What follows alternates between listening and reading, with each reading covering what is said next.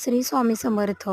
जेवणानंतरही बोटे चाटत राहाल इतकी छान चविष्ट आपण कढी बनवणार आहोत.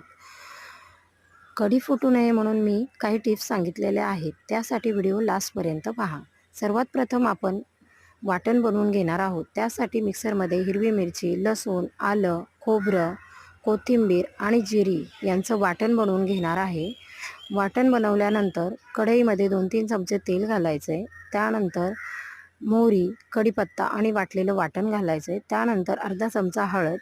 छान वाटण परतवून घ्यायचं आहे. वाटण परतल्यानंतर आपण घरीच बनवलेलं ताक मिसळायचं आहे. कढी सतत ढवळत राहायची म्हणजे आपली कढी फुटणार नाही. त्यानंतर 2 चमचे बेसन पीठ पाण्यात मिक्स करून घालायचे. 1 चमचा साखर, 1 चमचा मीठ आणि कोथिंबीर बारीक चिरलेली त्यामध्ये मिक्स करायची. सतत ढवळत राहिल्याने आपली कढी फुटणार नाही आणि कढी छान चविष्ट रुचकर होईल. माझी रेसिपी तुम्हाला आवडली असेल तर चॅनलला सबस्क्राईब करा. धन्यवाद. श्री स्वामी समर्थ.